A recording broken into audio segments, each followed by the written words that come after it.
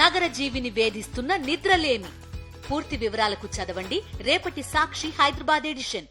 అయితే మదనపల్లి ఆర్డీఓ ఆఫీసులో ఫైల్స్ దగ్ధం ఘటనపై విచారణ జరిపి బాధ్యులపై చర్యలు తీసుకోవాలన్నారు మండలి ప్రతిపక్ష నేత బొత్స సత్యనారాయణ. ఈ విషయంలో మాజీ మంత్రి పెద్దిరెడ్డి పేరు ప్రస్తావనకు రావటాన్ని ఆయన తప్పుబట్టారు. అనవసరంగా ప్రతిపక్ష నాయకుల పేర్లు తీసి బురద చల్లే ప్రయత్నం చేయొద్దన్నారు. సంబంధం లేని విషయాలను అంటకడుతూ ఆరోపించడం, పేపర్లలో వార్తలు రాయించడం సరికాదన్నారు.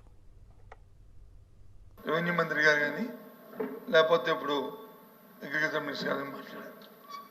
ఎవరైనా గౌరవ సభ్యుల్ని మాట్లాడుకున్నప్పుడు మరి ఎంక్వైరీ జరుగుతున్న ఎంక్వైరీ జరిగిన తర్వాత చెప్పాలి. ఆ పేర్లు కానీ ఎత్తి మా మాజీ మంత్రులు ఇంతకుముందు సభ్యులు మాట్లాడారు, వాళ్ళు పేరు ఎత్తారా? మాజీ మంత్రులు అక్కడ మాజీ మంత్రులు ఉన్నారు, మాజీ ముఖ్యమంత్రులు కూడా ఉన్నారు. నేను చంద్రబాబు నాయుడు గారు పేరు ఎత్తే బాగుంటుందా? ఆ ధర్మ ఆయన వచ్చి చిత్తూరు జిల్లా దోచాడు ధర్మ అని మాట్లాడితే ఆయన కూడా మాజీ ముఖ్యమంత్రి. సందర్భాన్ని బట్టి మీ ప్రభుత్వంగా నిజంగా మీ చేతనైన ప్రభుత్వం అయితే మీరు ఎంక్వైరీ చేయండి. ఎవరు తప్పు చేస్తే తప్పు శిక్షించండి. మీ వద్దలేదే వేశారు కదా ఎంక్వైరీ, శిక్షించండి. రిపోర్ట్ రానియండి శిక్షించండి. వద్దలేదు కదా, మేము ప్రభుత్వం మీ చేత ఉంది కదా అధ్యక్ష, ప్రభుత్వం చేత ఉంది. ఇంతే కదా శిక్ష, ఇంతే కదా. నేను కూడా రెవెన్యూ మినిస్టర్ గారికి అంటే ఈ సంబంధం లేకపోయినా సరే దయచేసి దాన్ని యాడ్ చేస్తాను, రిక్వెస్ట్ చేస్తాను మీ ద్వారా. నేను కూడా ఒక లేఖ రాశాను, ముఖ్యమంత్రి రాశాను. ప్రతి ఒక్కరి మీద బురదల్లి పేపర్లలో వచ్చి రాస్తే ఎలా అధ్యక్ష? అది ఆ ధర్మం కాదు అధ్యక్ష. అది ఎంక్వైరీ చేయండి. చేసిన తర్వాత తప్పులు జరిగితే ఆ తప్పులు శిక్షించండి, తప్పు కాదు. మేము అందరూ రెడీగా ఉన్నాం. ఎవరైనా సరే, ఏ ప్రభుత్వం అయినా సరే, ప్రభుత్వం అనేది కంటిన్యూ ప్రాసెస్. అంతేగాని అదే ఎవరి మీద బురద తెలుపాము దాంతో దుర్చుకుంటే కాదు. దయచేసి రికార్డుల నుంచి మాత్రం ఆ పేరు తొలగించండి అధ్యక్ష. ఆయన వచ్చి ఎంక్వైరీ చేసి ఎవరు తప్పు చేస్తే తప్పు శిక్షించండి. అన్ని అనుమతులతోనే విశాఖపట్నంలో రిషికొండ వద్ద పర్యాటక భవనాలు నిర్మించినట్లుగా చెప్పారు మంత్రి కందుల దుర్గేష్.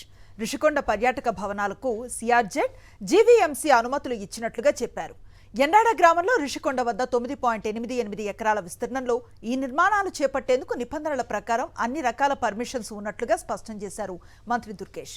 మండలిలో ప్రశ్నకు సమాధానంగా జరిగిన చర్చలో టీడీపీ ఎమ్మెల్సీ దువ్వారపు రామారావు విమర్శలు చేయడంపై చైర్మన్ అసహనాన్ని వ్యక్తం చేశారు.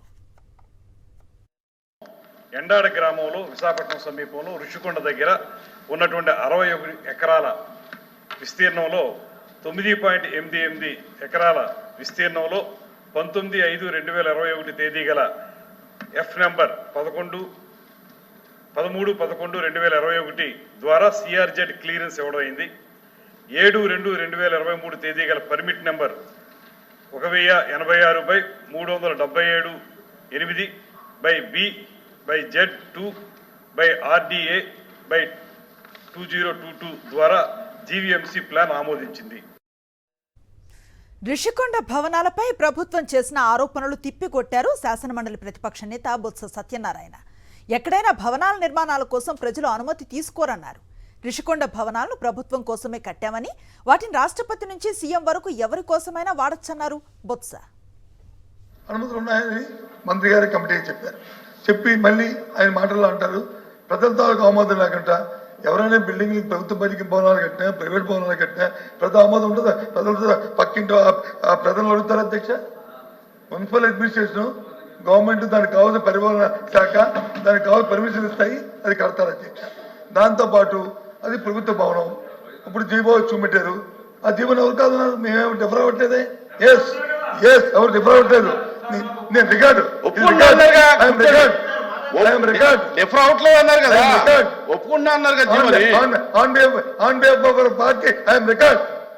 నేనేమే కాదలేదే, నేను చెప్తానే. ఎస్ భవనా అండి, ప్రభుత్వ భవనాలుగా కట్టాము. దాన్ని ముఖ్యమంత్రి నివాసం కోసం వాడతాము, ప్రధానమంత్రి విడుదల కోసం వాడతాము, లేదా రాష్ట్రపతి విడుదల కోసం వాడతాము. ముందు అది ప్రభుత్వ భవనాలుగా దాన్ని కట్టాం. హైదరాబాద్ కట్టాము అధ్యక్ష. హైదరాబాద్ పబ్లిక్ బిల్డింగ్లు తీసి హైదరాబాద్ వచ్చి ప్రగతి భవనం కట్టాం. ఆ రోజు ఎవరు కట్టారు అధ్యక్ష? దాని తర్వాత వచ్చిన ముఖ్యమంత్రి లేరు అధ్యక్ష. అందులోను ఏది అదేమో ప్రైవేట్ భవనం, ఎవరో ప్రైవేట్ ఆస్తా? అది డిప్యూటీ సీఎం గారు చూశారు, అలాగే సీఎం గారు చూశారు.